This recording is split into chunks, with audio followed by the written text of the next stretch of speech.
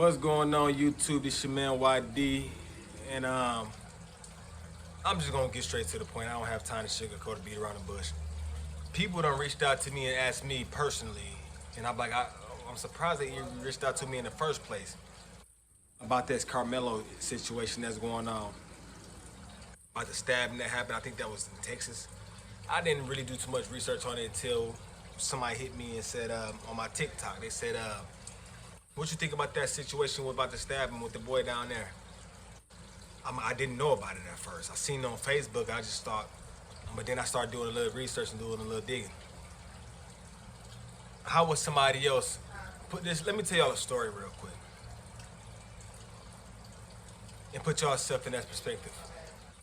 If you're walking, mind your business, or whatever the situation may be, and a person walk up to you and tell you that you don't belong somewhere and they put their hands on you, how would you handle that situation if you outnumber and it's just you and there's 5, 6, 7 other people that's there? How would you handle that situation? Myself personally, I don't know how I would handle that situation.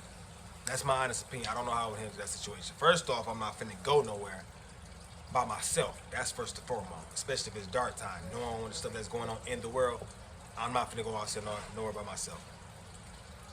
They say he was dealt with the day before.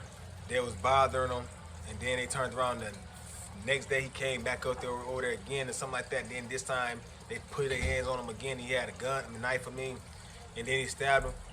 How I look at that is the guy should never put his hands on him. Period. Like everybody else said, I seen a couple people that said the same thing. If he was black, they were dismissed and said it was self-defense. Since the guy was white, they saying that it's not self-defense. They gave the boy 35 years.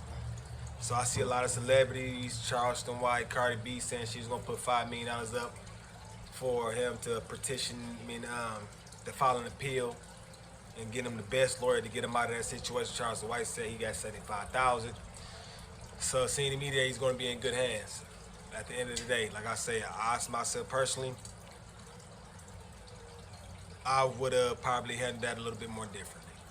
What I mean by a little bit more differently, by going there with people or whatever I'm doing. I don't, like I said, I didn't too much dig into it, so I don't too much know about it, but I just did a little research on it. So like I said, I would have never went out there, especially at nighttime alone, or I just would have never done that.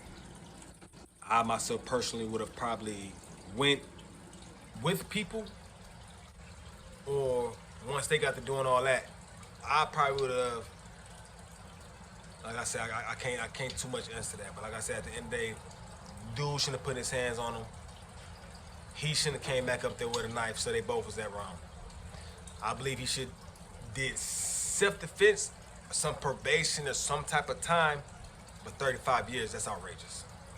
So no, he shouldn't have done no 30. He's not be doing no 35 years from a person putting their hands on him. If it was on the other foot around, they would have gave that boy a slap on the wrist. Kyle Rittenhouse situation.